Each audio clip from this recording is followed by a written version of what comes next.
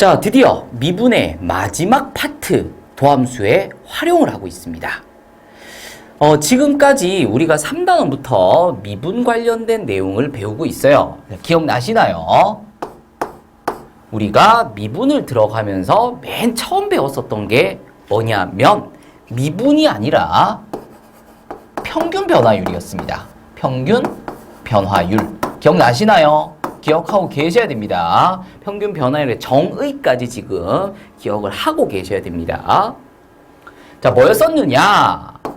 x의 증분분에 x의 변화량분에 y의 증분, y의 변화량이었다라는 거예요. 그러니까 x가 얼마나 변할 때 그때 y가 얼마나 변하느냐, 그것을 b의 값으로 나타내는 것이 평균 변화율이었다라는 겁니다.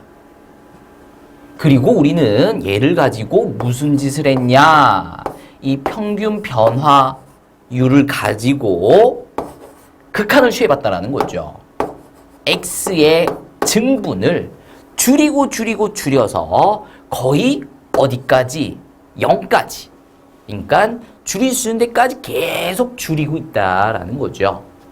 그러면 x의 증분이 점점 짧아지면서 그때 y도 그만큼 짧아지면서 순간 변화율을 만들어냈다라는 거죠. 그리고 우리는 얘를 미분 계수네, 접선의 기울기네, 평균 변화율의 극한이네 하면서 여러 가지 것들로 표현을 했다라는 거죠. 그리고 그것들을 상황에 맞게끔 적절하게 사용하실 수 있어야 된다라고 했었습니다. 자, 그런데 이런 것들은 이제 특정 지점에서의 미분값이었다라면 이미 x에서의 미분을 우리가 또 뭐라고 했었냐면은 도함수라고 했었다라는 거죠. 자, 어쨌든 우리는 함수를 가지고, 함수라는 게 뭐야? 먹고 싸는 거. x에다가 집어넣으면 y에서 나오는 거. x와 y의 대응하는 게 함수다라는 거잖아요. 그러니까 x가 어떻게 될 때 y가 어떻게 되는지를 보는 거다라는 거고, 그렇다면 x가 순간의 변화가 있을 때 그때 y의 순간의 변화는 어떻게 되느냐를 보는 것이 미분에 대한 내용이었다라는 거죠. 자, 근데 이 함수라는 게 그냥 막연히 추상적인 개념이다라는 건 아닙니다. x와 y의 대응 관계. x가 뭔데? y가 뭔데? x와 y가 될 수 있는 것은 수없이 많아요. x가 남자, y가 여자, 사랑의 짝대기. 이러면 남자와 여자의 대응 관계, 함수가 만들어진다라는 거고, 아니면 수학, 점수, 이런 대응 관계가 또 만들어지겠다라는 거죠. 자, 근데 우리가 지금 이번 시간에 배울 것은 시각과 위치의 관계를 배우자라는 거예요. y는 fx. 여기서 x와 y는 사실 우리가 보통 아무런 의미를 두고 있지 않지요. 하지만 이 문제가 활용 문제로 들어가게 되면 x는 소금물이 될 수도 있고 농도가 될 수도 있고 엄마 나이 아빠 나이 거속시 다양하게 x가 될 수 있다라는 거잖아요. 그 중에서도 x를 시각으로 보자라는 거예요. 그리고 시각을 대표하는 문자는 t입니다. 자, 이때 시각과 시간을 좀 구분을 하셔야 됩니다. 자, 시각은 이런 겁니다. 우리가 학교를 가는데 8시에 출발을 했어.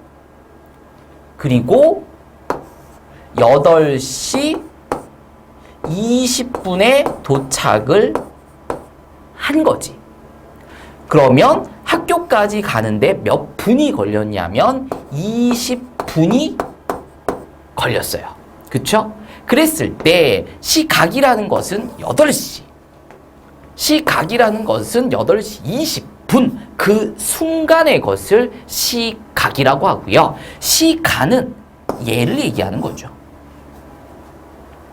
되나요? 그래서 시각에 따른 위치를 보려고 하는 거야. 그러니까 이 아이가 8시에 출발을 해서 집에서 출발을 해서 한 1분 지나면 그 아이가 어디쯤 위치해 있다가 나올 거 아니야. 그리고 또 5분이 지나면 그 아이가 또 어디쯤 와 있다가 될 거고, 그리고 최종 그래서 20분이 지나고 나면 학교라는 위치에 있다가 되는 거죠. 그러니까 여기에 있는 시각을 바꿔줌으로써 현재 그 아이의 위치가 변하고 있다라는 거예요.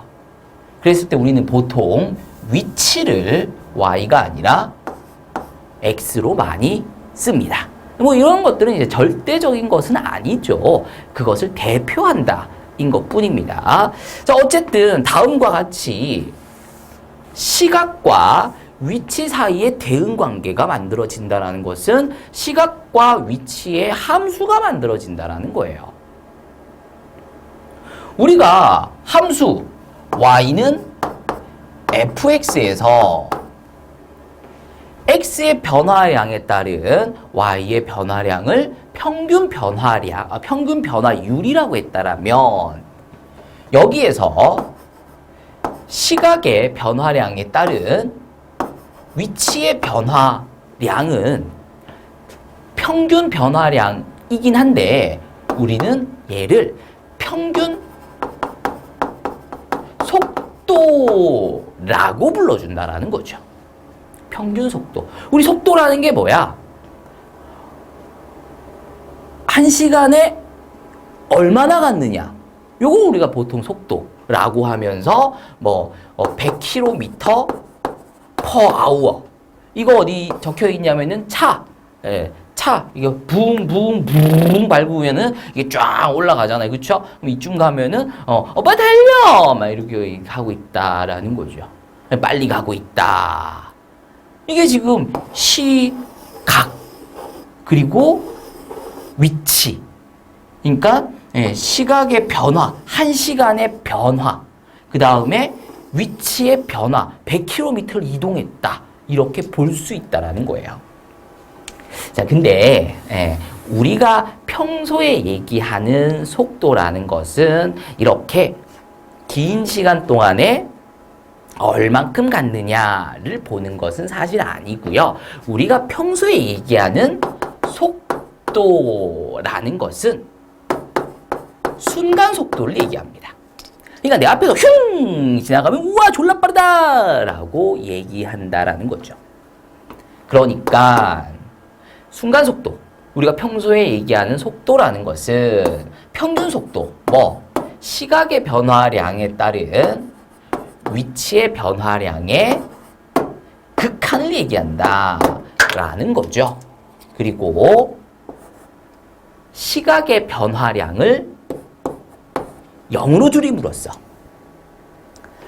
순간, 그러니까 내 눈앞에서 순간 슉 지나가는 거, 그러니까 그 사이 벌어지는 시각의 변화량은 굉장히 짧겠죠. 그리고 그 사이 위치의 변화량도 굉장히 짧을 건데 어쨌든 그게 내 눈에서 얼마나 빠르게 지나가고 있느냐, 그걸 우리는 보통 속도라고 얘기를 한다라는 거죠. 됐나요? 자, 한번 봅시다. 아까 집에서 8시에 출발을 했다라고 했잖아요. 그쵸? 근데 얘가 이제 고3이야. 고3이면 이제 학교에 좀 일찍 가야 돼. 그래서 8시 30분까지 학교를 가야 되는 거지. 근데 보통 20분이면 가는 거야. 근데 지나가는데 막 할머니께서 막 무거운 짐을 들고 막 가시는 거야. 근데 얘가 착해서 할머니 집을 들어다 드리고 학교를 갔더니 지각을 했어. 그래서 여기 교문 있지. 교문이 있고 여기 이제 누가 있어? 학주쌤. 미친 개. 그러면 안 되나? 아무튼 무서운 선생님이 계시는 거야. 애한테 너 이 지각을 하면 되니? 고3이 돼가지고 이렇게 지각을 하면 되니? 정신 상태가 글러 먹었어. 막 이러면서 막 뭐라 하시면서 너 이 새끼 여기서부터 여기까지 왕복 100바퀴. 왕복으로 100바퀴를 하라고 말씀을 하신다라는 거죠. 그리고 야, 내가 교무실 갔다 올 테니까 너 100바퀴 왔다 갔다 하고 있어. 이러고 이제 교무실을 이제 가시는 거죠. 근데 이 아이는 어떤 아이야? 이 아이는 착한 아이야. 선생님 말씀을 참 또 잘 들어요. 그래서 이제 또 가고 있는 거야. 왔다가 갔다가 왔다가 갔다가 해서 이제 99번째. 이제 한 번만 더 왔다 갔다 하면 끝나는 거야. 그때 선생님이 딱 오신 거지. 그러면은 선생님 눈에는 이 아이가 지금 출발한 지점, 그 지점에 지금 그대로 가만히 있는 거잖아. 그치? 그럼 선생님 입장에서 평균 속도는 시간은 충분히 지났지만 위치의 변화가 하나도 없잖아. 그쵸? 그러니까 선생님 입장에서 평균 속도를 구하라고 하면 0이 되는 거야. 왜? 시간은 충분히 지났는데 위치의 변화가 하나도 없거든. 마침 곧 출발한 지점을 지나가고 있는데 그때 선생님이 보신 거야. 얘는 억울해 안 억울해? 억울하지. 지금 달려가고 있는데 그 순간에 봤다라고 해서 속도가 0이다 라고 얘기하면 좀 곤란하다라는 거죠. 그 아이의 순간 속도를 본다라면, 그러니까 바로 순간 바로 전과 그 이후에 이 차이가 있어 없어? 차이가 있잖아. 그럼 달리고 있는 거 아니야, 그치? 되나요? 그랬을 때 그 아이가 좀 덜 억울하려면 이제 순간 속도로 봐줘야 된다. 뭐 그런 거죠. 뭐라는 거야? 어쨌든 속도라는 것은 시각의 변화량에 따른 위치의 변화율의 변화량의 극한이다라는 것. 그것을 우리는 속도라고도 불러준다라는 겁니다. 자, 속도라는 것은 다시 한 번 더 시각의 변화량에 따른 위치의 변화량을 우리가 지금 보려고 하는 거야. 그런데 그것을 우리는 속도라고 불러준다라는 겁니다. 자, 요 얘기를 왜 하냐면은 우리가 시각의 변화량에 따른 여러 가지 시간이 흐르면 위치만 바뀌어? 아니지. 시각이 변하면은 속도도 바뀔 수 있고, 시각이 변함에 따라서 뭐 길이도 변할 수 있고, 시각에 따른 넓이의 변화를 볼 수도 있고, 부피의 변화를 볼 수도 있다라는 거잖아요. 근데 그 중에서도 시각의 변화에 따른 위치의 변화량을 속도라고 불러준다라는 겁니다. 자, 여기서 우리가 조금 고민을 해야 되는 게 있어요. 뭐냐면은 위치와 위치 변화량 그리고 이동 거리입니다. 지금 요 내용들은 우리가 다음 바로 연결시켜서 배우게 되는 적분, 그리고 그 적분의 맨 마지막 적분에 활용해서 다시 한 번 더 다루게 될 내용인데, 그 내용까지 끌어들여서 어차피 그 내용이 다 그 내용이다라는 거거든요. 그래서 그냥 한꺼번에 다 정리를 해버리려고 하는 거예요. 자, 봅니다. 우리가 앞으로 문제를 풀게 되면 위치와 위치 변화량과 이동 거리를 구분할 수 있어야 돼요. 그 말은 이거 세 개가 다 다른 개념이다 라는 거잖아. 그런데 많은 분들이 위치와 위치 변화량을 구분하지 못하고 위치와 이동거리, 위치 변화량과 이동거리를 또 구분하지 못한다라는 거예요. 근데 그럴 만한 이유도 있다라는 거야. 왜 그러냐면, 자, 볼게요. 수직선상 위에서 3이라는 위치에 있던 아이가 오른쪽으로 5칸을 가고 왼쪽으로 1칸을 왔어. 그러면 현재 이 아이의 위치는 어디 있을 거냐면은 7이 되겠죠. 그리고 위치의 변화는 얼마나 있냐면 3에서 7로 간 거니까 위치의 변화는 4가 될 겁니다. 그러면서 이 아이는 얼마나 이동했냐면 6칸을 이동을 했다. 이와 같이 위치와 위치 변화량과 이동 거리는 모두 모두 다릅니다. 그런데 니들이 왜 이걸 헷갈리기 시작하냐면 만약에 이 문제에서 출발을 3에서 안 하고 원점에서 했다라고 칩시다. 그러면 이 아이는 오른쪽으로 5칸 갔다가 왼쪽으로 1칸 온 거기 때문에 현재 위치가 얼마가 되냐면 4가 돼요. 여기가 4죠, 4. 그리고 그 사이 얼마의 위치가 변하게 됐냐면 4가 변했어요. 그러니까 위치랑 위치 변화량이 같을 때가 있다라는 거야. 언제? 처음 출발한 지점이 원점인 경우. 근데 니들이 문제를 풀어보시면 아시겠지만 처음 출발한 위치가 원점인 경우들이 많다라는 거야. 그래서 문제를 풀면 풀수록 처음에는 분명히 위치와 위치 변화량이 다름을 아시면서 출발하실지라도 문제를 풀면 풀수록 풀다 보니 위치 변화량을 구했는데 위치가 구해져 버린다는 거지. 위치를 구했는데 위치 변화량이 구해버린다는 거지. 같은 건가 보네? 라는 착각에 빠질 수 있다는 거예요. 분명히 다름을 아셔야 됩니다. 자, 위치라는 게 무엇이냐? 위치라는 것은 지금 보시는 바와 같이 처음 위치에 영향을 받는다라는 거잖아요. 처음 위치에서 위치 변화량을 더한 게 위치다라는 거예요. 만약 처음 위치가 0이 아니라 다른 값이라면 3이라면 그러면 위치 변화량이 4면 위치는 7이 된다는 거지. 근데 하필이면 처음 위치가 0이 돼버리면 위치 변화량이 4면 위치가 4가 되고 위치 변화량이 5면 위치가 5가 되면서 위치 변화량과 위치가 같은 것처럼 보이게 된다는 거죠. 하지만 분명히 다름을 이해해 주셔야 되겠습니다. 자, 그리고 위치 변화량이랑 이동 거리를 또 헷갈리시는 분들이 있다라는 거야. 왜 그러냐면은 자, 3에서 출발했어. 여기서 오른쪽으로 2칸 가고 또 오른쪽으로 3칸을 갔어. 그러면 최종 위치는 어디가 될 거냐면 8이 되죠. 여기가 8일 거 아니야. 2칸 가고 3칸 갔으니까 3에서. 아까 말씀드렸죠? 위치는 처음 위치에서 위치의 변화량을 더하면 된다라고. 그래서 위치는 8이야. 위치 변화량은 얼마냐면 5야. 그리고 이동 거리는 얼마냐면 5가 되죠.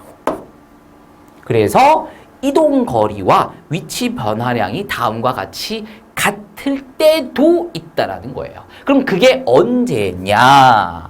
다음과 같이 한 방향으로만 가고 있는 거죠.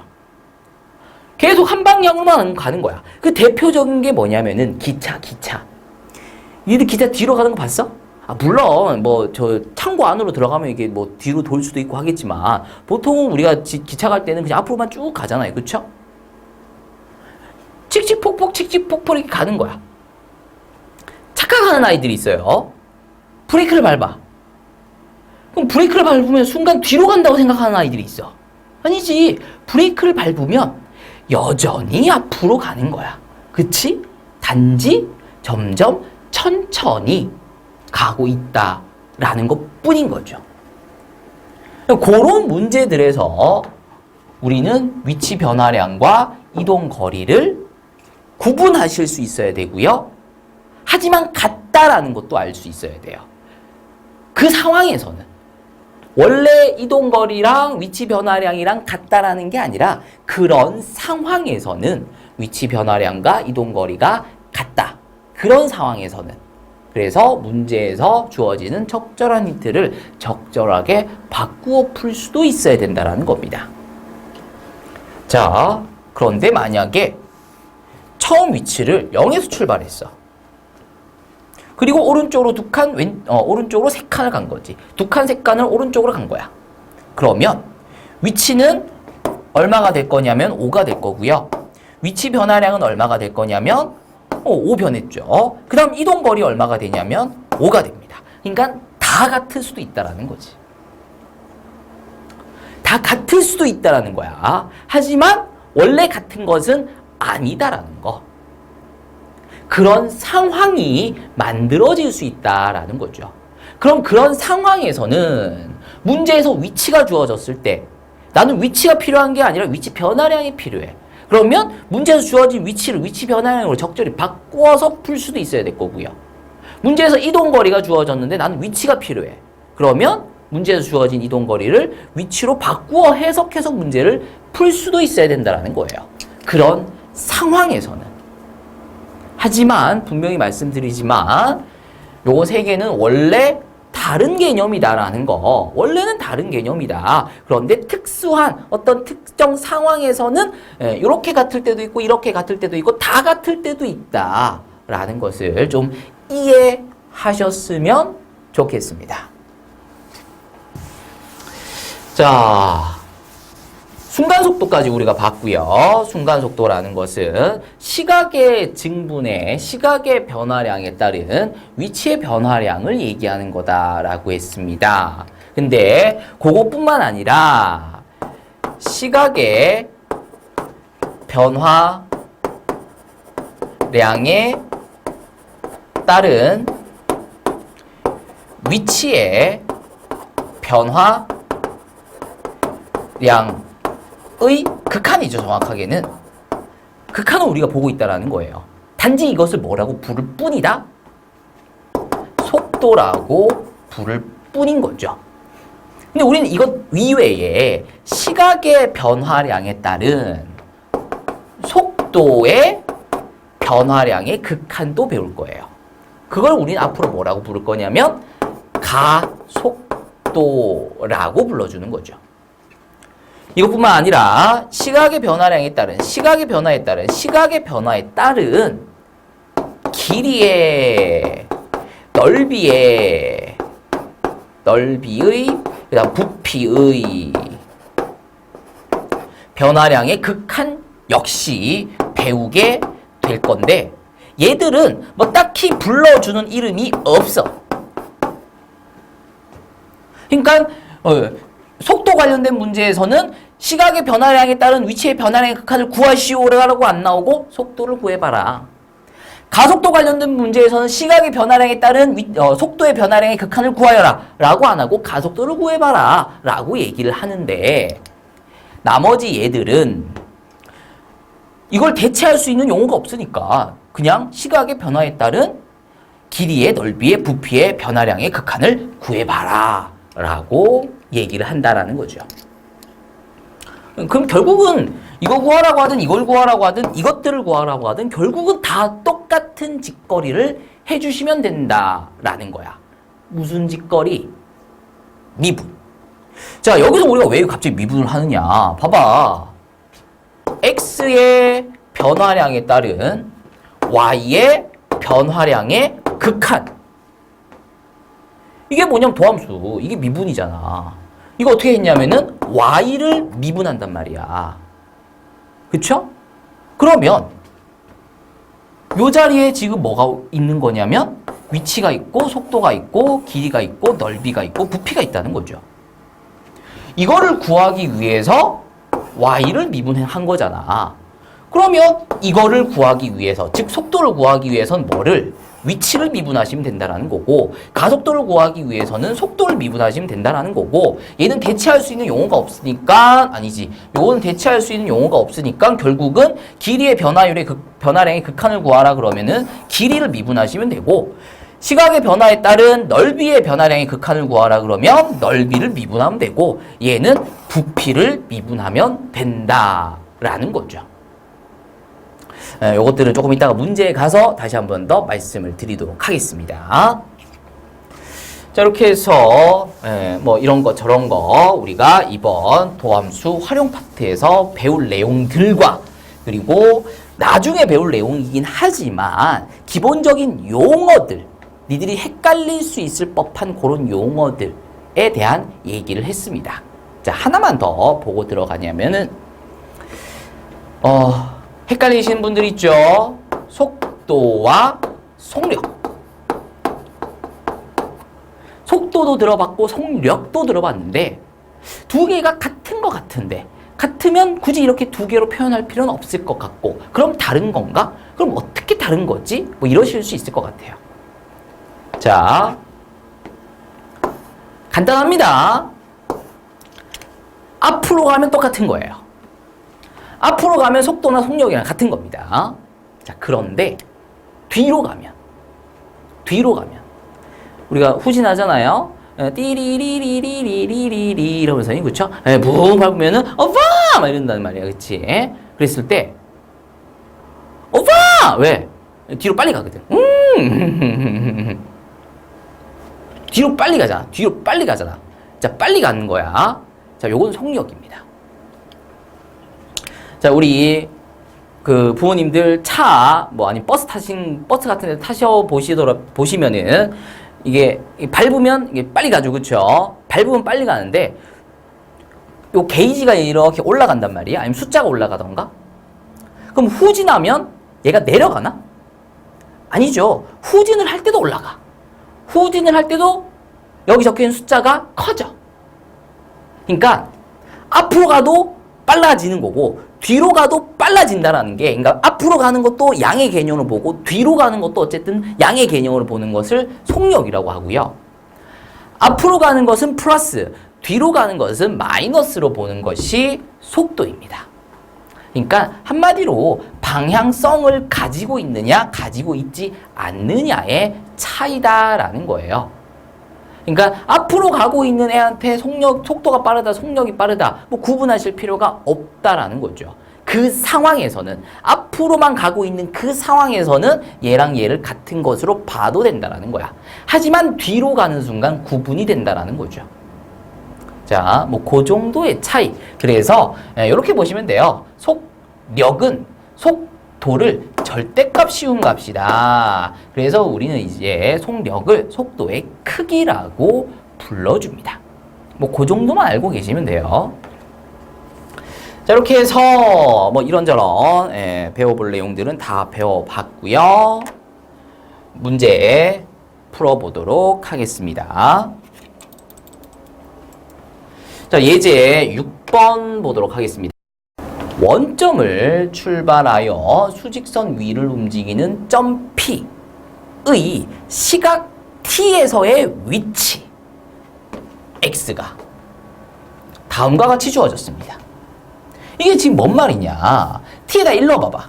T에다 1 넣으면 얼마가 되냐? 마이너스 11이 되잖아. 그러니까 1초일 때 그 아이가 마이너스 11이라는 위치에 지금 있다라는 거야. 그리고 T에다가 2 집어넣어봐. 그럼 8 빼기 24니까 8 빼기 24니까 마이너스 16이 되죠. 그러니까 딱 2초가 되는 순간 그 아이를 딱 봤더니 여기 있다는 거야. 물론 순간 이동한 건 아니겠죠. 1초와 2초 사이에도 이 아이는 계속 지속적으로 움직이고 있었을 거예요. 그렇죠? 어쨌든 그런 관계다라는 거죠. 그러니까 위치를 시각으로 나타냈다. 이렇게 보실 수 있겠습니다. 자, T3에서의 점 P의 속도와 가속도를 구하여라. 이렇게 되어 있습니다. 속도를 길게 풀었으면 어떻게 쓴다고? 시각의 변화량에 따른 위치의 변화율의 극한, 변화량의 극한이라 그랬어요. 어떻게 구한다 그랬냐면 위치를 미분하면 된다 그랬죠. 근데 지금 위치식이 이렇게 주어졌단 말이지. 그래서 얘를 미분하면 속도 V가 되는데 미분하시면 3t제곱 마이너스 12가 된다라는 거죠. 그리고 가속도라는 것을 길게 설명하면 시각의 변화량에 따른 속도의 변화량의 극한이었다라는 거고요. 그것을 줄여서 가속도라고 불러준다라는 거죠. 그리고 그것을 구하라고 하는 것은 속도를 미분하여라 라는 말이기도 하다라는 겁니다. 그래서 속도를 미분하시게 되면 6t가 되는 것을 확인하실 수 있겠습니다.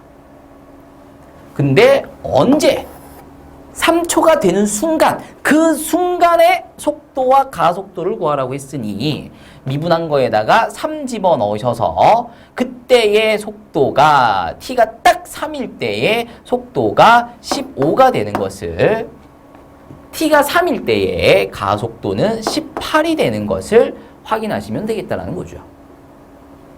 자, 바로 2번입니다. 점P가 운동 방향을 바꾸는 시각을 구하여라.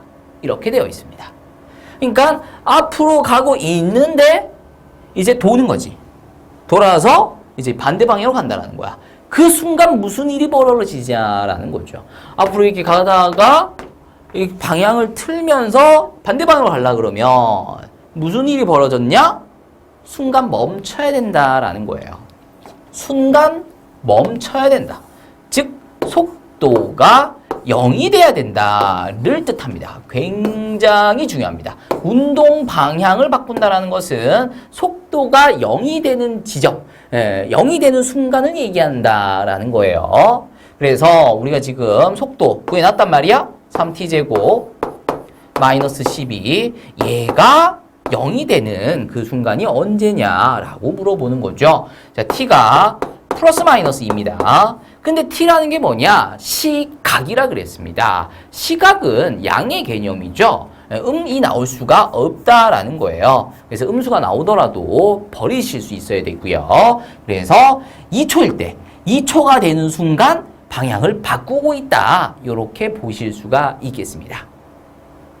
자, 그래서 t가 2가 되는 것까지 확인하시면서, 자, 속도 가속도 관련된 문제를 이제 앞으로 푸시게 될 건데, 저기 적분 활용까지 가시더라도 푸시게 될 건데, 중요한 거는 뭐냐면은 아까 쌤이 참 많이 강조를 했었던 건데, 상황에 대한 이해가 절대적으로 필요합니다. 속도 가속도 문제는 너무 쉬워요. 위치 속도 가속도 문제는 너무 쉬워요. 그냥 미분만 하고 적분만 하면 그냥 구할 수 있어. 근데 애들이 못 풀어. 왜 그러냐면 문제에서 그냥 시각 주어지고 위치식 주어지고 시각 주어지고 구하여라 이렇게 안 나온다는 거지. 이건 이제 기본 문제인 거잖아. 문제가 어려워지기 시작하면 스토리를 줘. 뭐 A 자동차, B 자동차가 있는데 부릉부릉 처음에는 얘가 빨리 가다가 나중엔 얘가 이제 빨리 가서 이제 뭐 따라잡았다가 그러다가 또 따라잡아가지고 결국 동시에 도착하였다. 뭐 이런 막 여러 가지 상황을 제시한다라는 거예요. 그런 문제들을 풀려면 어쨌든 그 문제들은 그냥 미분하고 계산해서 답 찾는 거거든. 그 이외의 것들은 없다는 거야. 그런 문제들을 이제 풀어내시려면 문제에서 제시하고 있는 상황에 대한 이해를 정확하게 하셔서 문제를 푸셔야 된다. 왜? 활용 문제잖아. 활용 문제. 니들이 거속식 문제를 못 푸는 이유가 그 거속식 문제에서 식을 못 구해서 못 푸는 거야? 아니면 그 식을 못 풀어서 답을 못 구하는 거야? 니들 식만 딱 구해주면 답은 겁나 잘 구하잖아. 니들이 못하는 게 뭐냐면 문제에서 제시하고 있는 상황을 식으로 표현할 수 하는 그 과정을 어려워한다는 거잖아. 마찬가지다라는 거예요. 니들이 이 파트를 어려워하는 이유는 상황에 대한 이해가 부족하기 때문에 그렇다라는 거고요. 그런 상황들, 대표적인 상황들은 어느 정도 암기도 필요로 합니다. 문제를 또 빠르게 진행하기 위해서는. 그리고 무작정 외우지 말고 왜 그렇게 돼야 되느냐를 한 번쯤은 생각해 보시고 이해하시면서 공부를 하시는 게 좋을 것 같습니다. 자, 넘어갈게요. 이제 7번입니다. 자, 오른쪽 그림과 같이 길이가 20cm인 선분 AB 위에 점 P가 자 1cm/s 무슨 뜻이냐면 1초에 1cm를 간다 라는 뜻인 거죠. 그렇다라고 해서 이것의 속도를 정말 1초 동안 잰 거야? 아니지. 순간적으로 재긴 했는데 그냥 이런 거잖아요. 우리가 20분 동안 뭐 3km를 갔어. 그럼 이제 그래? 그러면 60분 동안 갔다라면 9km를 갔겠네. 그러니까 1시간을 갔다라면 9km를 갔겠네. 그렇다면 9km per hour겠구나. 라고 할 수 있는 거잖아요. 뭐 그런 식으로 속도를 구했다. 여기 보시면 되겠죠. 자, 아무튼 1초에 1cm 가는 속도로 점 A에서 출발하여 점 B를 향하여 움직이고 있다. 지금도 여전히 가고 있다. 뭐 그런 거죠. 자, 그리고 선분 AP. P가 움직였으니까 AP가 만들어질 거고 PB가 만들어질 거예요. 그리고 그 길이를 각각 지름으로 하는 두 원을 만들고요. 그 원의 넓이를 S라고 하자랍니다. 자, 이제 문제에서 점 P가 점 A를 출발한 지 15초가 되는 그 순간에 넓이의 변화율을 구하여라. 그러니까 시간의 증분에 따른 넓이의 변화량의 극한을 구하여라 라는 거죠. 한마디로 뭐야? 넓이를 미분하여라 라는 겁니다. 자, 그래서 앞으로 이런 활용 문제들 나오면 딴 거 필요 없어요. 넓이를 미분하시면 돼요. 근데 문제는 넓이를 모르잖아. 그러니까 넓이를 구해야지. 근데 그 넓이가 당연히 식으로 구해지겠죠. 넓이를 식으로 구해서 미분하자라는 겁니다. 자, 근데 이거 어디서 많이 들어봤어요? 어디서 많이 들어봤어야 돼. 무슨 문제냐? 무슨 유형이었었냐면은 우리가 함수의 최대 최소 내용을 배웠습니다. 근데 함수의 최대 최소 내용이 자체가 너무 쉬우니까 그냥 안 나온다. 활용으로 나온다. 라고 했었죠. 그래서 넓이의 최대값, 부피의 최대값 이런 걸 우리가 앞에서 구해봤었다라는 거잖아요. 근데 그거 어떻게 구하냐? 최대값이라는 것은 양끝점 아니면 극점인데 활용 문제에서는 양끝이 없다 그랬어요. 그치? 그럼 극점에서 만들어진다. 그럼 극점 구하려면 어떻게 해야 되느냐? 미분해야 된다. 그러려면 식이 있어야 되잖아. 무슨 식? 넓이의 식, 부피의 식. 그래서 넓이의 최대값을 구하라고 하면 넓이를 식으로 구해서 미분하자. 이렇게 대답하라 그랬습니다. 마찬가지죠. 넓이를 미분해야 돼요. 그러려면은 일단 넓이를 식으로 만들어 주셔야 되겠죠. 그리고 그걸 미분하면 된다라는 거예요. 자, 이 과정은 식이 떴으니까 계산 과정이고요. 이 과정은 식을 만드는 과정입니다. 뭐가 어렵겠어? 당연히 니들한테는 얘가 어려울 거다라는 거야. 근데 문제는 이 과정은 초등, 중등, 고1 과정이다라는 거죠. 요 과정을 잘만 해주신다라면 미분해서 뭐 숫자 집어넣는 거야. 그냥 하면 된다라는 거죠. 자, 그러면 넓이를 일단 식으로 구해보도록 하겠습니다. 뭘 알아야 되냐면은 반지름을 알아야 돼요. 근데 문제에서 뭘 알려주고 있냐면은 이 길이, 즉 지름을 알려주고 있습니다. 어떻게 알려주고 있냐면 1초에 1cm 간다라 이렇게 알려주고 있어요. 그럼 딱 1cm 같다는 얘기야? 아니지, 모르지. 몇 초가 흘렀는지를 모르는데 그래서 t초로 잡도록 하죠. 그럼 t초 후에 얼마나 갔을 거냐면 t만큼 갔겠죠. 1초에 1 가니까. 만약에 1초에 2cm 간다라고 했으면 t초 후면은 2tcm 이렇게 했을 건데 얘는 1초에 1cm 간다고 했으니까 t초 후면 tcm 갔을 거다라는 거예요. 자, 그러면 요 길이는 얼마가 될 거냐? 20-t가 된다라는 거죠. 그러면 지름이 각각 다음과 같다라면 반지름은 2분의 t가 될 거고요. 반지름은 2분의 20-t가 되겠습니다. 그럼 넓이 구하시려면은 반지름을 제곱하고 파이 붙이면 되죠. 넓이 구하시려면은 반지름을 제곱하고 파이 붙이시면 되죠. 근데 문제에서는 요 두 개의 원을 더하래. 그러면 더하죠. 더하라니 더했습니다. 얘를 뭐라고 한다? 넓이라고 한다라는 거예요. 그리고 그것의 시간의 변화에 따른 변화율을 구하여라. 그러니까 얘를 미분해라 라는 거죠. 자, 일단 정리하시면은 4분의 t제곱이고요. 플러스 4분의 t제곱 마이너스 40t 플러스 400입니다. 뭐 계산을 하셔도 되고요. 이쯤 됐으면 이제 미분 시작해도 되고요. 이건 뭐 개인 취향이기 때문에 알아서들 하세요. 약분을 좀 한 다음에 계산하셔도 되고, 뭐 이렇게 찢은 다음에 얘랑 먼저 계산해서 2분의 t제곱. 그 다음 얘는 마이너스 10t. 얘는 플러스 100. 뭐 이렇게 해놓고 미분을 해도 되고요. 이건 뭐 다 알아서 상관없습니다. 상관없습니다. 다 알아서 하시면 됩니다. 미분만 제대로 하시면 돼요. 자, 미분을 하시게 되면 t죠. 마이너스 10입니다.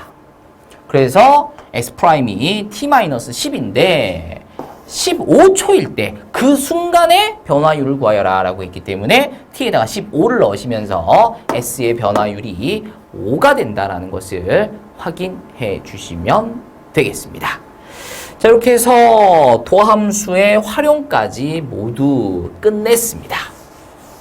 이제 드디어 미분의 역연산인 미분의 반대 개념인 부정적분을 하도록 하겠습니다. 자, 내가 방금 뭐라 그랬어요? 미분의 역연산이라 그랬잖아. 미분의 역연산. 미분의 반대라고. 그게 적분이야. 좀 더 정확하게 얘기하면 부정적분입니다. 좀 더 정확하게 얘기하면 부정적분입니다. 뭐 그래요. 뭔 말이냐. 한국 어차피 못 알아먹으실 거니까 빨리 들어갈게요. x제곱 플러스 3x를 미분하면 뭐가 나오냐면 2x 플러스 3이 나옵니다. 그쵸? 미분하면 그러면 x제곱 플러스 3x 플러스 4 요거 미분하면 뭐 나오죠? 요거 미분해도 얘가 나와요. 그쵸? 그러면은 이번에는 좀 다르게 x제곱 플러스 3x 마이너스 2 요거 미분하면 뭐 나오냐면 또 이거 나와요. 그쵸? 요번에 좀 크게 x제곱 플러스 3x 플러스 27만 4,560 요거 미분하면 뭐 나오냐면 얘 나와요. 그쵸? 적분, 정확하게는 부정적분이 뭐라고요? 미분의 역연산. 인수분의 역연산이 전개죠. 그러니까 x제곱 마이너스 4x 플러스 3을 인수분해하시면 이렇게 돼요. 그리고 전개하시면 저렇게 되죠. 요걸 지워놓고 인수분해해봐 라고 하면 이렇게 쓸 거 아니야. 그 다음 요렇게 지워놓고 전개해봐 라고 하면 이렇게 쓸 거 아니야. 그치? 니들 지금 얘 가지고 미분해봐 라고 했더니 이걸 썼잖아. 그러면 이것의 부정적분을 구해봐 라고 하면 여기 있는 걸 지우고 이것의 부정적분을 구해봐 라고 하면 여기에 있던 게 뭐였을까를 찾는 것이 이것의 부정적분을 구하는 것이다 라는 거예요. 그러니까 정말로 미분의 역연산이 되겠습니다. 자, 여기에 뭐 있었을까? 기억을 떠올려봐. 뭐 있었어? x제곱이 있었죠. 그러니까 미분에서 2x가 나왔지. 그 다음에 3x가 있었어요. 플러스 3x가 있었습니다. 그러니까 얘를 미분해서 플러스 3이 나왔지. 그리고 그 뒤에 뭐가 있었더라? 이것저것 많았던 것 같은데. 그러니까 여기에 뭐가 있든 얘가 나왔다라는 거죠. 그렇다고 해서 아무거나 적을 수는 없고 여기다가 1을 적는 순간 이거의 부정적분은 x제곱 플러스 3x 플러스 1 그걸로 확정돼 버리잖아. 근데 1 말고 2가 왔어도 되고 3이 왔어도 되고 4가 왔어도 얘를 미분하면 얘가 된단 말이지. 그러니까 이걸 적분하면 그런 것들이 될 수 있어야 된다라는 거잖아. 그래서 붙여주는 게 적분상수 C라는 거예요.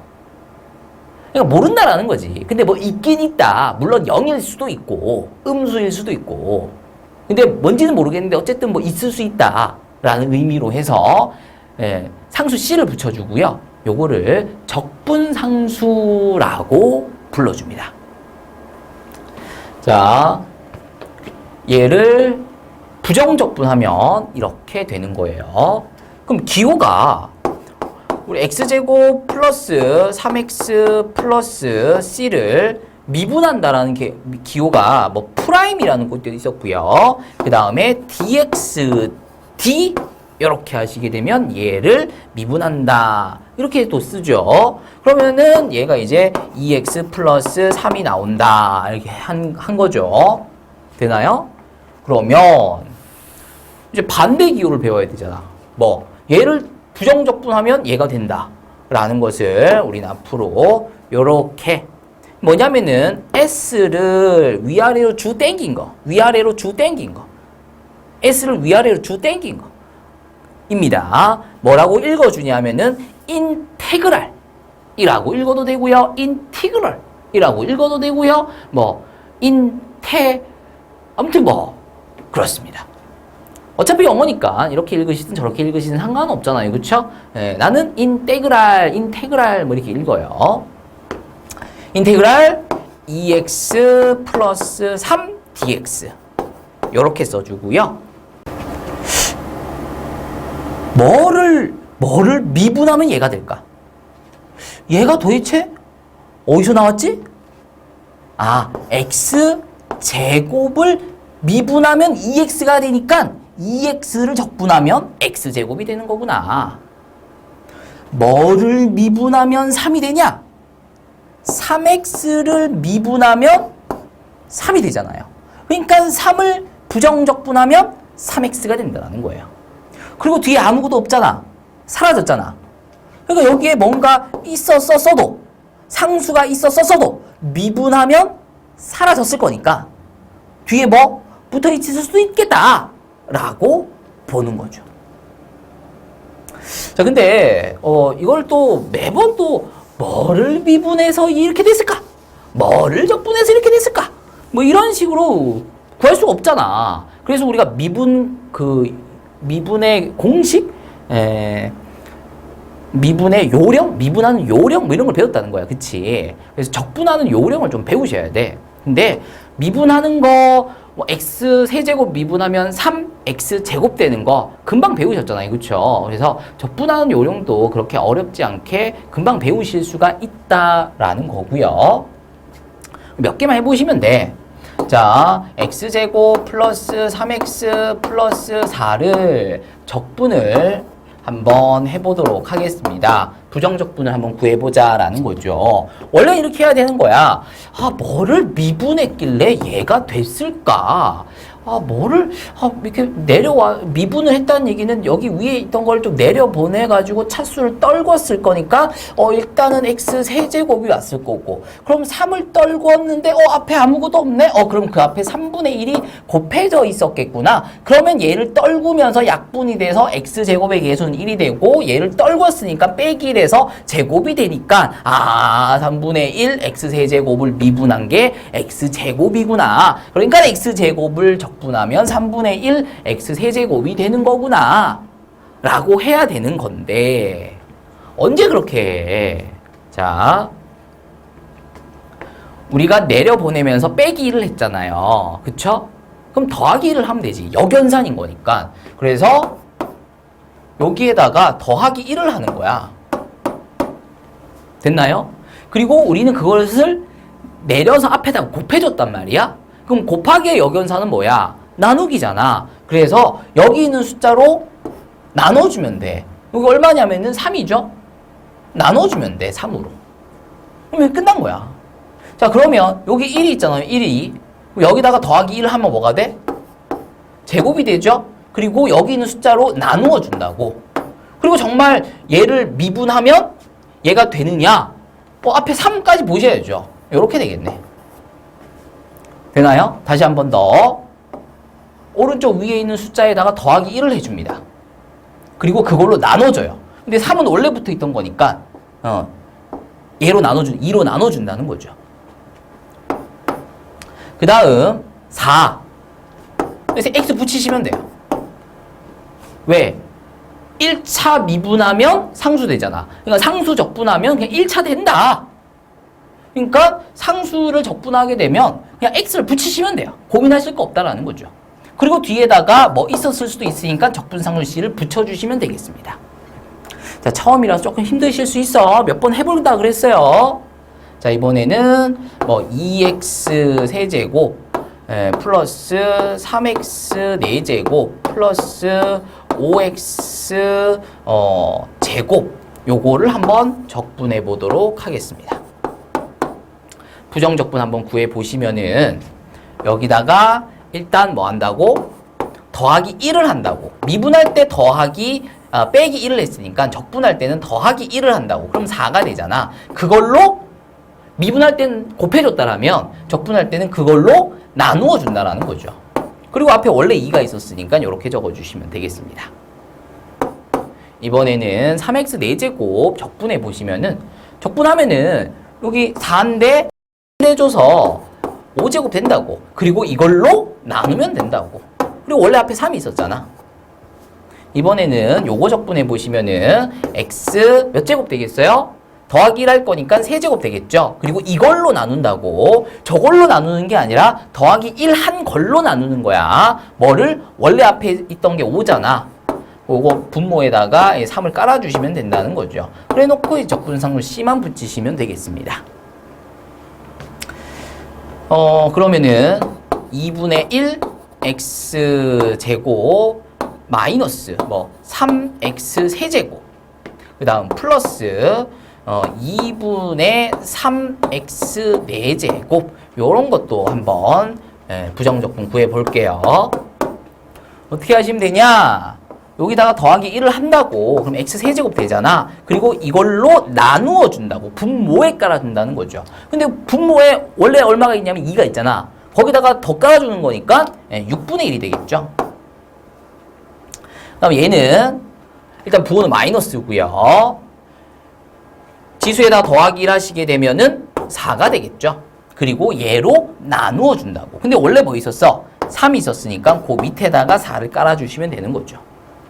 그 다음 요것도 적분해 보시면은 x의 4제곱인데 적분하시게 되면 더하기 1에서 x 5제곱 되겠죠? 그리고 이걸로 나눈다고. 뭐를? 쟤를. 근데 2분의 3을 5로 나눈다. 이러면 좀 어렵잖아. 그냥 얘를 그냥 분모에 깐다 이렇게 생각하시면 되죠. 그럼 분모에 깔게 되면은 10분의 3이 되겠네요. 그리고 적분상수 C 붙여주시면 되겠다라는 겁니다. 자, 물론 아직까지 좀 어색하다라고 하시는 분들 계실 수 있어요. 미분을 또 우리가 충분히 했으니까 미분이랑 반대 과정이기 때문에 좀 헷갈릴 수 있다는 거예요. 근데 나중 돼봐라. 미분하라는데 막 적분하고 있어. 왜? 또 한동안 우리가 적분만 계속 할 거기 때문에 미분하던 거를 또 순간 까먹어버리는 거지. 그리고 이제 시험 대비 들어가게 되면 미분이랑 적분이랑 같이 시험 범위로 잡히게 될 거 아니에요. 그쵸? 그러면 막 미분이랑 적분이랑 막 섞어가잖아. 그러니까 문제에서 미분하라고 하는데 막 적분하는 애들도 있고 적분하라고 하는데 미분하는 애들도 있고 막 혼란이 온다는 거죠. 그러니까 그 미분을 하고 적분을 하고 하는 것 자체에 대해서는 크게 문제가 안 된다라는 거죠. 요령 자체는 크게 문제가 되지는 않는다가 되겠습니다. 반복적으로 연습을 해 주시기만 하시면 되겠습니다. 자, 그래서 내용 좀 보도록 하겠습니다. 부정적분을 우리가 지금 하고 있고요. 함수 fx에 대해서 라지 fx라는 게 있는데 그걸 미분한 게 스몰 fx 이라면 이 라지 fx를 스몰 x의 부정적분이라고 한다는 거예요. 이게 뭔 말이냐? 라지 fx가 있는데 얘를 미분을 했더니 스몰 fx가 되었다라는 거잖아. 그래 놓고 얘를 지워. 뭐를 미분했길래 얘가 됐을까? 뭐를 미분했길래 얘가 됐을까?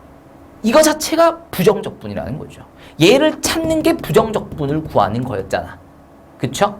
그러니까 여기 있던 라지 fx가 스몰 fx의 부정적분이다 라는 겁니다. 자, 부정적분의 기호, 적분의 기호는 다음과 같이 인티그랄 fx dx 써주시면 되겠고요. 그러면 이것의 부정적분에다가 적분상수 c를 붙여주시면 된다라는 거죠. 그리고 미분하고 적분하고 역연산 관계다라는 것도 확인을 하시면 되겠습니다. 자, 플러스 여러 가지 표현들이 있다라는 거, 뭐 원시함수를 구하여라, 뭐 이런 것도 지금 적혀 있는데 우리가 평소에 쓰는 용어들은 아닙니다. 자, 음이 아닌 정수에서 우리는 다음과 같이 지수 위에 차수 지수에다가 1을 더해주고 그걸로 나누어 준다라고 했고요. 적분상수 C 붙여주시면 되겠습니다. 자, 요거 하나 보고 가겠습니다. 요거는 정규과정이라고 보기에는 조금 애매한 감이 없지 않는데 알아두시면 편해요. 어쨌든. 그래서 요 내용이 교과서 내용으로 들어가 있든 안 들어가 있든 상관없이, 그래서 학교 선생님께서 얘를 알려주던가 안 알려주시던가 상관없이 알아두셔야 되겠고요. 그래도 교과서에 없거나 학교 선생님께서 설명을 하시지 않으신다라면 서술형에서는 함부로 사용해서는 안 되겠죠. x 플러스 1의 제곱을 적분을 해야 되는데, 지금 우리 현재로서는 얘를 적분하는 방법은, 이것의 부정적분을 구하는 방법은 얘를 풀어 제껴서 x제곱 플러스 2x 플러스 1 이렇게 만들어 놓은 상태에서 적분을 하는 수밖에 없다라는 거예요. 근데 얘는 제곱이니까 망정이지. 만약에 10제곱이면 이거 적분하라 그러면 못할 거 아니야. 그쵸? 근데 요런 방법이 있다라는 거예요. 얘를 손바닥으로 봐. 그래서 손바닥의 제곱으로 보는 거죠. 기억나시나요? 겉미분, 속미분이랑 느낌이 비슷하게 들어가시면 돼요. 그래서 쌤은 이걸 뭐라고 얘기하냐면은 겉적분, 속미분이라고 얘기를 합니다. 겉미분, 속미분을 좀 땡겨와서 겉적분, 속미분. 그래서 얘를 손바닥의 제곱으로 보시면 얘를 적분하게 되면, 손바닥 제곱을 적분하게 되면 어떻게 되냐면 손바닥에 세제곱이 되겠죠. 더하기 1을 해서, 그리고 얘로 나누어 준다라는 거잖아요. 그리고 그동안 손바닥 안에 있던 x 플러스 1은 건드리지 않고 그대로 가지고 온다라는 거죠. 여기에다가 얘를 미분한 것을 곱해주는 게 아닙니다. 미분한 것을 나누어 줍니다. 자, 왜 그러냐면 겉미분, 속미분에서 일단 겉을 미분하죠. 그리고 속에 있는 것을 미분해서 뭘 해주냐면 곱해준단 말이야. 그럼 얘는 역연산이잖아. 그러면 속에 있는 걸 미분해서 뭘 해줘야 될 거야? 나눠줘야 되겠죠. 미분할 때는 겉미분한 다음에 속에 걸 미분한 걸 곱해줬다. 그러면 적분할 때는 일단 겉적분을 하신 다음에 속에 있는 거 미분한 걸로 나누어 주시면 되겠다라는 겁니다. 근데 여기 지금 들어가 있는 게 1차식 x 플러스 1이니까 얘를 미분해줘도 어차피 1인 거니까 1로 나누어 주는 것은 뭐 의미가 없겠다. 뭐 이런 거죠. 자, 그래서 보시면은 손바닥에 n 거듭 제곱을 적분하겠다라는 거예요. 그러면 손바닥 그대로 오고요. 적분한 거니까 더하기 1 하셔야 되겠죠. 그리고 그것으로 나누어야 되겠죠. 이제 속에 있는 거, 손바닥 안에 있던 거를 미분합니다. 그럼 뭐가 되냐면 A가 됩니다. 자, AX 플러스 B를 미분하면은 상수 날아가고, 1차 같은 경우에는 계수만 남잖아요. 요거를 나누어 준다라는 거죠. 곱하기 A분의 1인 거니까. 그런 다음 적분상수식 붙이시면서 마무리하시면 되겠다. 자, 다시 한 번 더. 겉적분 하시고 속 미분한 걸로 나누어 준다. 이렇게 기억해 주시길 바랍니다. 겉적분, 속 미분한 걸로 나누어 준다. 미분에서는 겉미분, 속미분. 겉미분한 거랑 속미분한 거랑 곱했잖아요. 근데 우리 곱하기는 생략하잖아. 그래서 겉미분, 속미분 이었다라면 적분에서는 겉적분, 속미분. 근데 곱하는 게 아니라 나누어 줘야 된다라는 거죠. 그래서 겉적분, 속미분한 걸로 나누어 준다. 이렇게 문장화해서 기억을 해 주시길 바랍니다. 자, 부정적분의 성질입니다.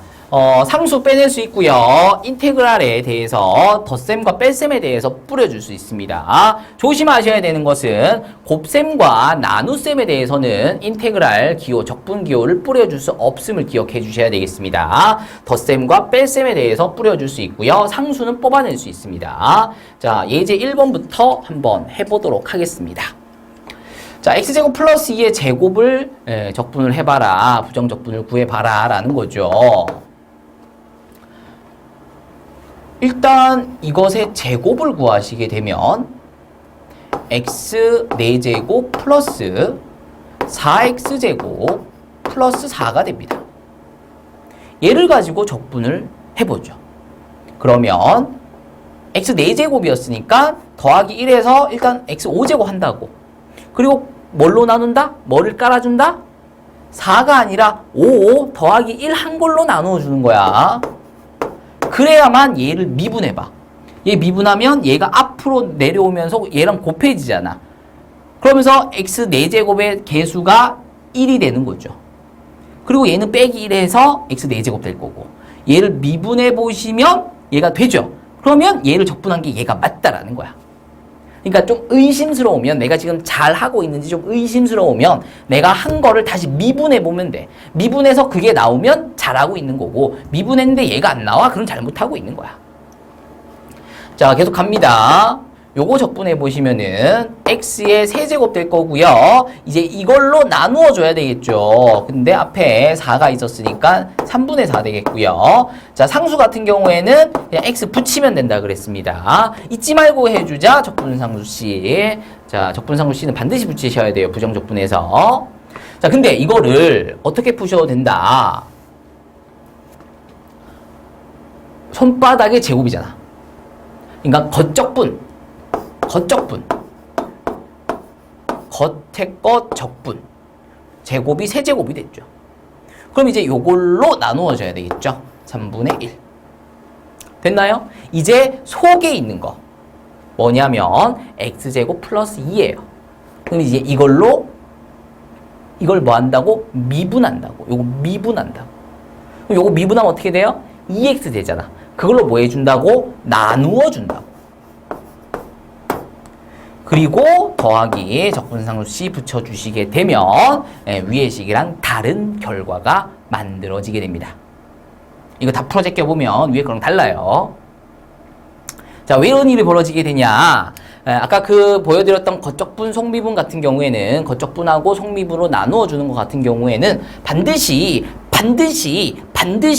괄호 안에 있는 식이 1차식일 때만 쓸 수 있습니다. 그러니까 아무 데나 막 쓰는 게 아닌 거예요. 이렇게 하면 안 돼. 이렇게 하면 안 돼. 이렇게 하면 안 돼. 그러니까 이렇게 풀어야 돼. 이거를 제곱을 해야 돼. 만약에 세제곱이었어? x제곱 플러스 2의 세제곱이었어? 그럼 어쩔 수 없어. 세제곱 해야 돼. 만약에 10제곱이었어? 그럼 어쩔 수 없이 해야 돼. 다른 방법이 없어. 지금 현재 우리로서는 이 괄호 안에 2차식이 들어가 있는 것의 거듭제곱 형태의 적분을 거듭제곱을 해서 쫙 풀어 쓴 다음에 적분을 하는 방법 말고는 우리한테는 대책이 없어. 아까 그 겉적분, 속미분 나눠주는 거는 괄호 안에 있는 식이 1차 식일 때만 사용할 수 있다라는 거. 그래서 요런 식, 요런 거에서만 사용할 수 있다라는 거 알아두시길 바랍니다. 자, 그래서 괄호 1번 마무리했고요. 괄호 2번 계속 보도록 하겠습니다.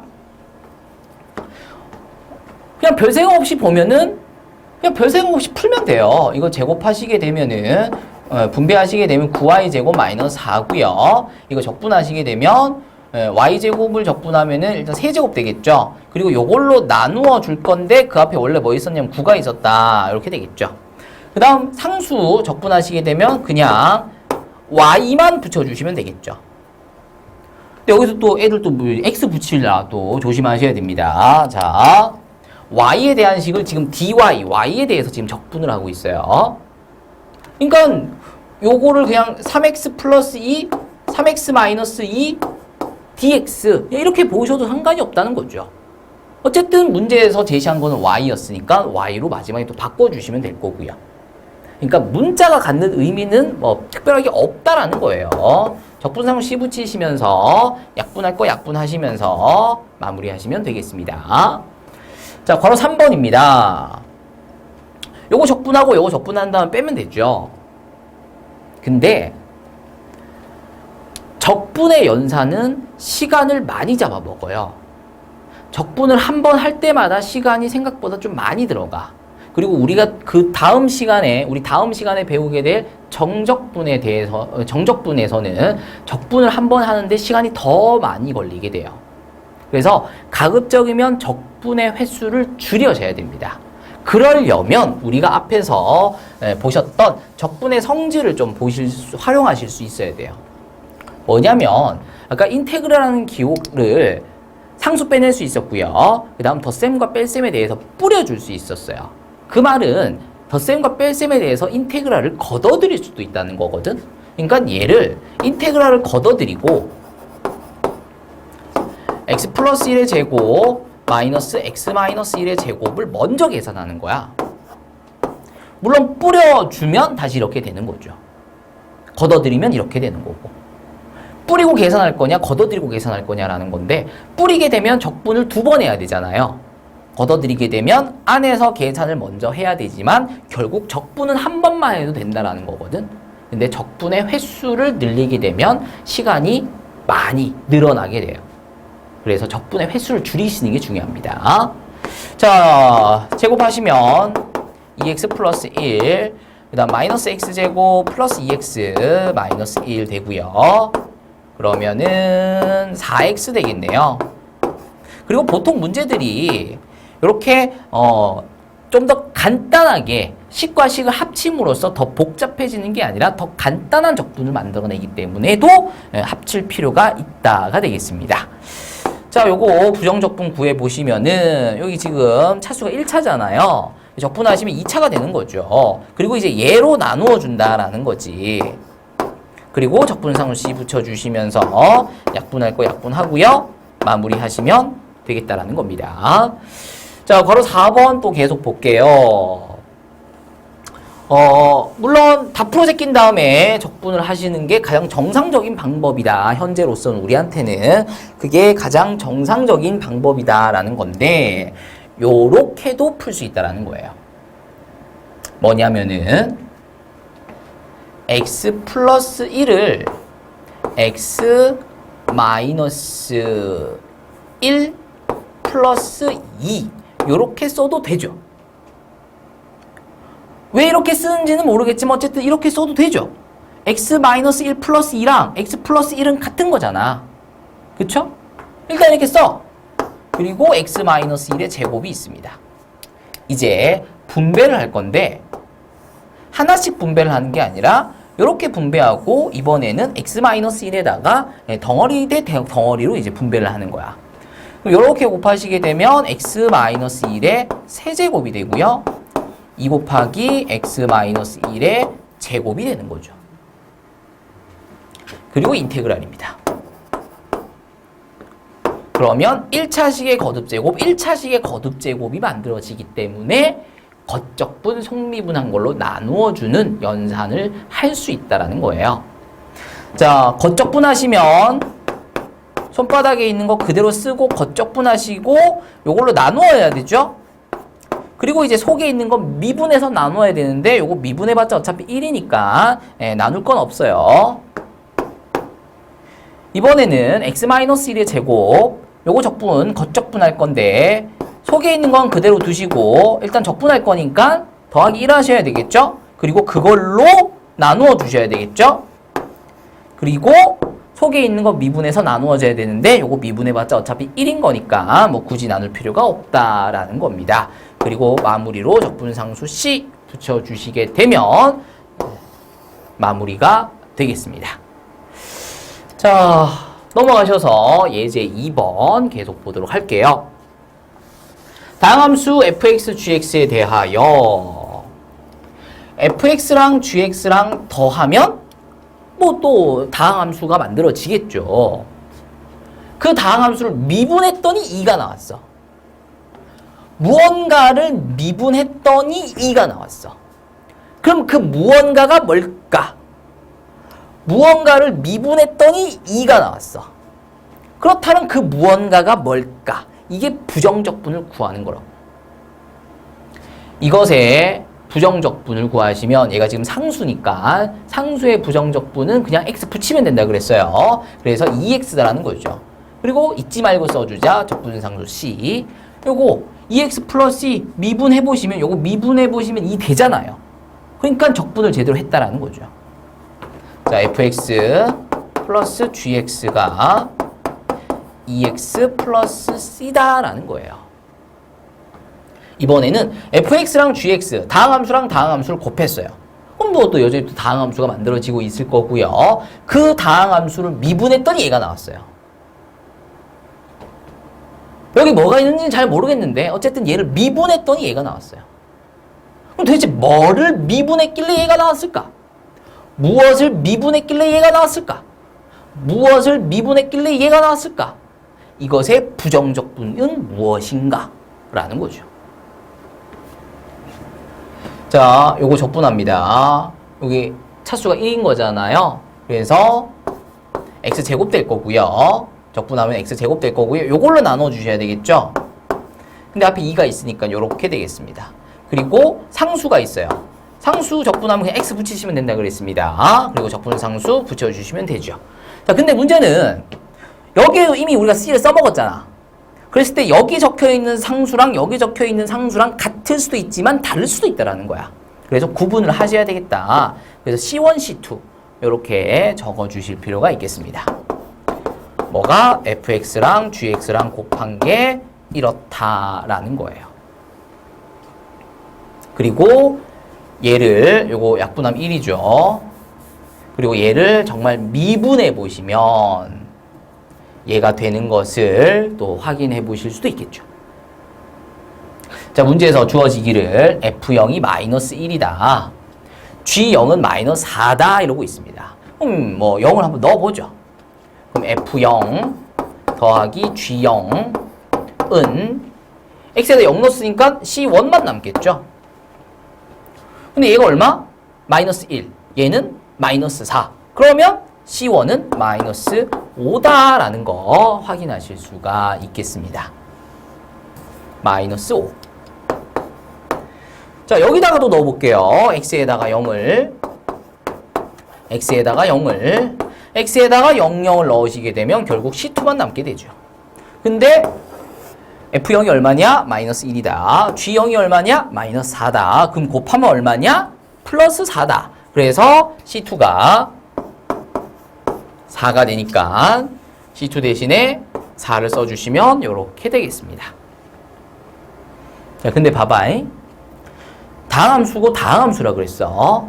다항함수랑 다항함수를 곱해서 다음 2차식을 만들어냈는데 여기 지금 보니까 x-1이랑 x-4의 곱으로 표현된다는 거잖아요. 그러면 요거 둘 중에 하나가 fx고 요거 둘 중에 하나가 gx일지 않을까라는 거예요. 그걸 확인해 보시려면은 또 요거 두 개를 더한 게 2x-5라고 하니 이렇게 한번 더해봤더니 와 2x-5가 나오죠. 그래서 요거 둘 중에 하나가 fx고 둘 중에 하나가 gx다라는 거예요. 왜? fx랑 gx랑 곱한 게 얘고 fx랑 gx랑 더한 게 얘니까 각각은 얘랑 얘이다 라는 거죠.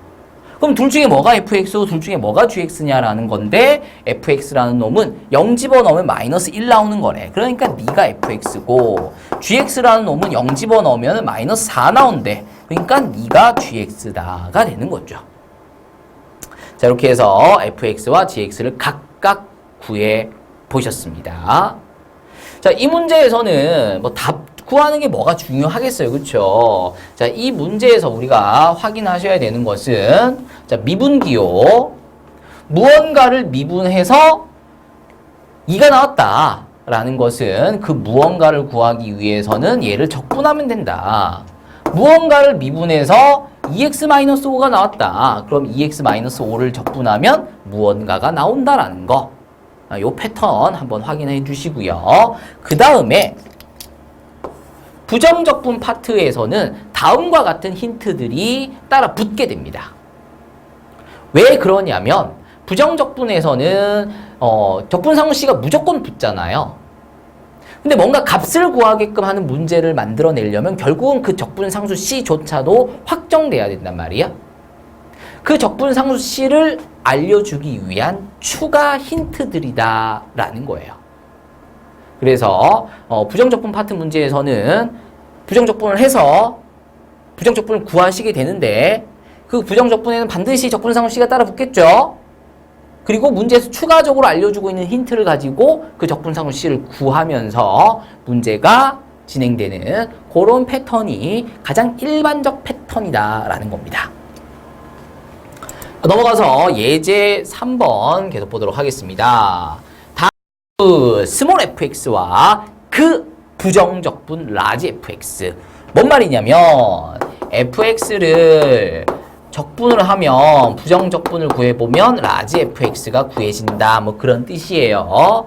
그리고 라지 fx를 미분하면 스몰 fx가 구해진다. 그러니까 라지 fx와 스몰 fx는 뭐 그런저런 관계다라는 거죠. 자, 그랬을 때 다음이 성립하고 이것이다. fx를 구하여라. 이렇게 되어 있습니다. 자, 뭘 해볼 거냐면은 양변을 미분해 볼 거예요. 라지 fx를 미분하면 뭐가 된다? 스몰 fx가 된다라는 거죠. 그리고 얘를 적분하면 얘가 되는 거고. 자, 좌변을 미분했습니다. 그러면 우변도 미분을 해야 되겠죠. 자, 요거 미분하면 어떻게 되냐면 fx 뭐 xfx, 뭐 xf'x, 뭐 f'x 다양한 대답들을 하시게 될 거거든요. 자, 우리가 지금 미분하는 거야. 미분 뭐를? x와 fx의 곱으로 이루어진 식을 미분하는 거야. 지금 곱미분을 하셔야 됩니다. 근데 많은 분들이 얘를 미분하라 그러면은 곱미분 생각을 못 해. 그냥 그러더라고. 왜 그런지 모르겠는데 쟤를 미분하라고 하면 x랑 fx랑 곱해져 있으니까 곱미분해야 되겠네. 이 생각을 해줘야 되는데 요 사이에 지금 곱하기가 생략돼 있으니까 안 보이잖아. 곱하기가 안 보이니까 곱미분인 걸 못 알아본다는 거지. 못 알아보면 어떻게 해야 돼? 외우기라도 하셔야 되겠죠. 자, 이거 곱미분입니다. 그래서 앞에 거 미분, 뒤에 거 그대로 쓰시고요. 플러스 앞에 거 그대로 뒤에 거 미분하시면 요렇게 되겠죠. 자, 계속 미분해 내려갑니다. 요거 미분하시면 요거 미분 또 적분이랑 또 헷갈리지 말고 앞 위에 있는 거 내려서 곱해야죠. 그리고 차수 하나 빼주시고요. 요 앞으로 내리고 하나 빼시고요. 상수 미분하면 x 되는 거 아니죠? 이거 x라고 하시면 적분하는 거예요. 이거 미분하면 상수 미분하면 사라져 버립니다. 그렇죠? 이렇게 되겠습니다. 그리고 여기다 또 적분상수 c 붙이고 계시면 안 돼. 우리 지금 미분하는 거야. 헷갈리시는 분들 분명히 계실 텐데 미분 적분 구분하시길 바랍니다. 자, 좌변과 우변의 미분이 끝이 났습니다. 똑같네? 날아갑니다.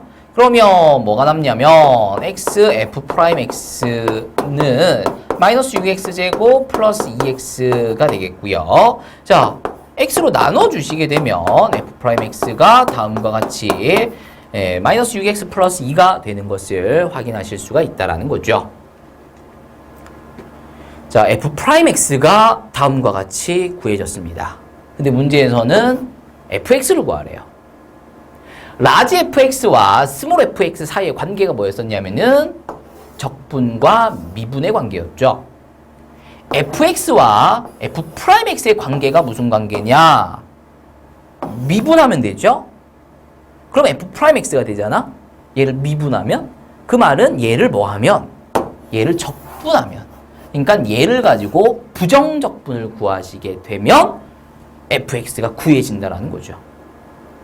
그래서 f 프라임 x를 가지고 부정적분을 구해보신다라는 게 결국은 마이너스 6x 플러스 2를 가지고 부정적분을 구하겠다라는 거고요. 이번엔 적분하는 거예요. 적분. 자, 여기 1 올라가 있잖아요. 그러면은 더하기 1 해야 되니까 2가 되겠고요. 그걸로 이번엔 또 나눠야 되죠. 자, 헷갈리시는 건 니들 몫이야.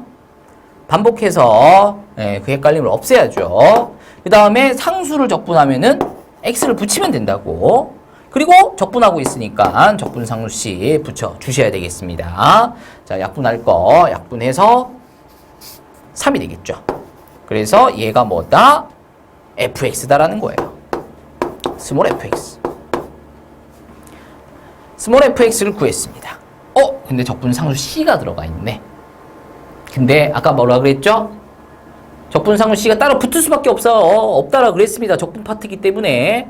그 대신 문제에서 그 적분상수 c를 구하게 해주는 추가 힌트가 따라 붙을 거라고 했잖아요. x에다가 1 넣어주시게 되면 마이너스 3 플러스 2 플러스 c인데 그게 지금 0이어야 된다라고 하니 c가 1이 되는 것을, 그래서 fx가 마이너스 3x제곱 플러스 2x 플러스 1이 된다라는 것을 확인하시면 되겠습니다.